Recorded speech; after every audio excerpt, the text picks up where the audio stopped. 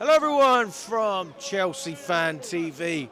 We are outside the Emirates Stadium after another loss away at Arsenal. This seems to be the theme. You know, we have these sort of not even debates, but these discussions. We go, well, we're almost cursed at some grounds. Newcastle, there was a time where we struggled at Bournemouth, Man United. But the last time we won here, Lewis, I wasn't even an adult.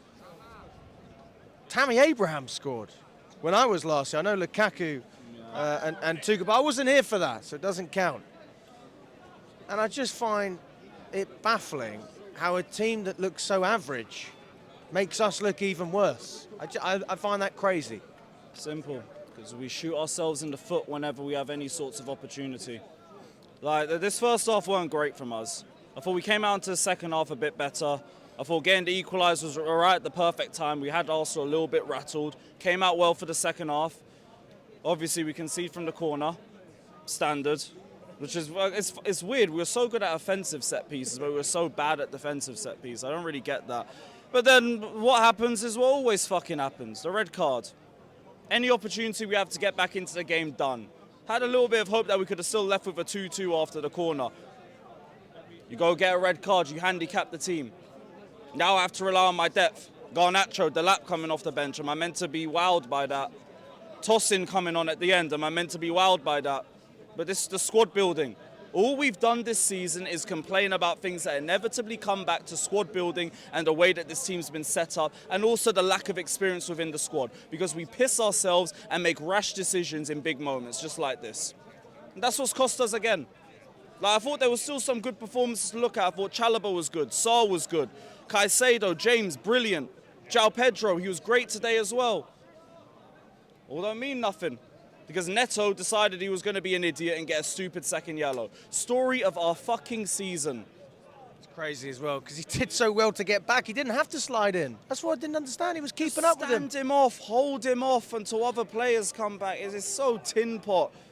But this is the way that we built the squad. When you build a young, inexperienced squad without a lot of leaders in it, you're going to get stupid moments. We've said this for years. And we're back here again, complaining about it again because we've had another red card that's cost us in another game. You know, one of my friends said to me after the red card, apparently we've equalled the record for the most red cards. Yeah, we were one off. So is that 10? Yep. 10 red cards in a season. Who had 10 before, out of curiosity? Does I anyone? think it was a lead side, I think it was. How long ago was that? Must have been a long time. God knows. I mean, that just goes to show. I'm sure that side probably got relegated. I mean, that's my guess. I'm guessing that would have been a relegation side. No Either discipline. way, that side probably didn't make top four. No, definitely not. And this game's another kick into the teeth for the top four race, for, again, anyone who cares about that. Now we got to go to Aston Villa, and that's a cup final. They're going to be up for it as well because they dropped points in their last game. Is discipline our biggest weakness? Yeah, but I'd just go back to squad planning. Because everything that we complain about comes back to the last four windows, the crap recruitment, and the crap depth that we've accustomed now. Now we have a squad full of some good first team players, some average ones that we're carrying, and then just a pack of mid. And you get results like this, you get inconsistencies like this. I mean, that was one of the things we always complained about was the centre-back. And if I'm not wrong, I remember on the group chat earlier... There was a winger argument, but like that's just got even worse because like, Neto's not even got any better. He's just got as frustrating, if not worse. But even one or two players, I mean, that doesn't change the fact that Tosin's replacing Sarr. I mean, maybe it does. I don't know. Like, these are players that are still inevitably going to feature your Garnachos, your Delaps. Ultimately, It's going to take a lot more recruitment to replace what we've already brought in. Ultimately, you look at it, Garnacho shouldn't be at this football club. Nice little cross at the end, but he shouldn't be at this football club. Delap shouldn't be at this football club. Neto shouldn't be at this football club. You could even make the argument for Gittins. But they're all here as our depth options, and one of them is going to be starting with us game in, game out. Our attack is João Pedro, Palmer, Esteval, and I don't rate none of them. Our defence, I can't trust none of them at the back. The fact that Chalobah's been our most consistent centre-back this season is not a good thing. Because we've seen the criticism he was getting first half of the season, and that was deserved too. Because no one else is stepping up, he's our most consistent centre-back. All our problems have come from at the back. In the midfield, like, I didn't think Enzo was great. I didn't think Palmer was great. Thought João Pedro did his thing. But there's just not enough. Is there anyone that stood out to you today? The centre-backs, I don't think they let a lot past them. I thought João Pedro did the best that he could. James was great. Caicedo was good. That's it. Sanchez's passing again looked like last season Sanchez. I thought if we were going to lose the game, it was going to come down to him. Because he just kept giving the ball away cheaply or putting it into areas where there was no Chelsea player. There's a part of me that thinks with Sanchez and his distribution, I now know what Maresca changed to get the best out of Sanchez. And we saw with Rafinha, he started off on the wrong foot and then quickly changed back to what was working. So there's a part of me that thinks, are we still trying to get this guy to build from the back like we were previously in the first game against Arsenal? Or have we accepted the fact that he can't pass out and he's still messing up? Honestly, I just think we wing it game by game. I actually think Sanchez from short passes is still better than last season, but when it's going long, it's not going to anybody. And all the long passes he was making was barely finding anybody or just finding players who are already in danger. Then you go down to 10 men, and again, that's only going to get even worse because now everybody can get double marked. It's just dead when you're really looking at it. Like, I was just hoping we get another set piece. We spent years mocking Arsenal for set pieces. We were crap in that first half and then got a set piece and then got an equaliser. We got into the second half, and then after that, I'm still hoping for a set piece. Our best chance in the second half, again, came from a set piece. João Pedro. This is where we are year 4 into Clear Lake.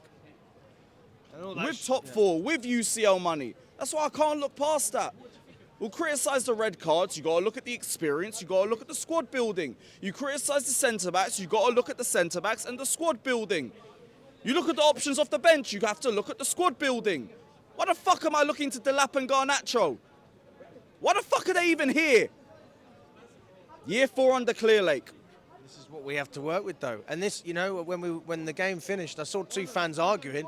One of them saying, how dare you clap these players? They represent Clear Lake. The other one says that they're not involved with you know, the ins and outs. They're not private equity. They're just players that want to play for the team. Where do you stand on that? Because it seems to be a bit of a divide now. Clap the players if you want. Don't clap the players if you want. That don't mean nothing to me. Like, just, it's got to be focused on Clear Lake regardless. The players, like, you could say they've all come through Clear Lake, but then you've also got to look at the positives like Palmer and Caicedo. So I don't really like bunching them all together. Do that in isolation. If you see there's a player that's had a shit game and you don't really want to clap them off, do your thing. I ain't going to tell you what to do, but I'm not going to, like, blame the players for Clear Lake's bullshit. I'll criticize them in isolation, but I'm not going to have all my vitriol towards Clear Lake pushed onto the players. You focus that on Clear Lake, because even with all the stuff that we're complaining about, it all goes back to squad planning, so it all has to go back to Clear Lake. Even the stuff with the managers. If you just bat Maresca, we wouldn't have quit. And then we would have continuity under a manager that proved himself last season. But now we're going right back to stage 1 with another manager who's trying to wing it till the end of the season using Maresca's tactics and then change it up in the summer. Yeah, what did he say before the game about the style of play? He's trying not to change too much because he's come in mid-season. So I've said, like, drop me out of the Rafinha in or out debate. What's the point of that? This whole manager debate is bullshit when these men can't even get a good window. Focus on recruiting properly, because this team still isn't far away from a league title, but you're not strengthening it. You're just resting on what we have and hoping that they get better. Add to it. How fucking hard is that? We've asked for that for 2 years straight and you ain't done it. I mean, at least Lavia's back in the fold, but I doubt that will last long. Well, I like Lavia too, but look, just give me a couple 90-minute games first and then we'll talk. Let's talk about the individual mistakes as well for the goals. Like, we haven't really spoken about that. Talk to me about the way we conceded, how that could have been prevented. What didn't you like? You've got to look to Bernardo Cueva for that because it's only off the corners. And from the corners, you can tell we look like we're at 6 and 7, but the ball's pinballing everywhere. That's probably partly down to Arsenal's tactics. But if we're so good at offensive set pieces like we showed in this game, why aren't we so good defensively? That's something you have to ask the set piece coach. This is the thing as well, is I'm going, I don't know. I mean, it could be the play. I mean, generally it comes back. It could just be a bit of both. Yeah. I mean, I I don't want to dive into it too much, but Villa's coming up away. I actually think that's a very winnable game, but you know, a lot of people won't be feeling very confident after this one. If anything, it wasn't just about beating Arsenal or stopping them winning the title. Even a draw would have given us some form of confidence. It was just to give us something to build on for the rest of March, because we bottled February. We did. We bottled it. We bottled this entire season from the start, and again, that all comes down to the windows. We knew after the World Cup we had to strengthen because this team's exhausted. We spoke about this from this time last year. We said that's why everyone was so desperate for top 4, because that window was vital with us being in a World Cup. And look at the shit that we've brought in. I sound like a broken record talking about this over and over again, but you see how much it impacts our season every week. It all comes back to mismanagement of recruitment. No matter what thing you want to look at or wherever you want to zero in on, eventually you're looking back at recruitment and it's a Clear Lake problem. They decided to be complacent after getting top 4. They wanted to pat themselves on the back and not big up the players or the manager or strengthen or listen to what the manager wanted after that season, even though you aired him when he needed players the season before that. And we're here now. This is what happens when you don't recruit well for a good number of years. Speaking of recruitment, obviously Bowley came out and spoke about Cucurella and that signing. I mean, I laughed, but at the same time I was going, bloody hell. He's saying that the only reason that he brought in Cucurella was because he knew that Man City were interested. But then me and Charlie were joking earlier and we were going, if only we were chasing the same targets as Man City now. If we had Semenyo, if we had Gurley. That would be probably what Bowley would want to do. I'm not even mad at Bowley saying that because he's not a sporting director. Like, we know the situation when Bowley came in with the whole takeover and how quick it was. I get it, you're the only sporting director, it's you and Tuchel, whatever. That window's probably still better than half the shit that we've seen in the last 2 years. So how can I be mad at that? If we, like, Bowley's window, compared to the last 4 that we've seen under Clear Lake, it's probably better off, just for the fact that you got Mark Cucurella alone.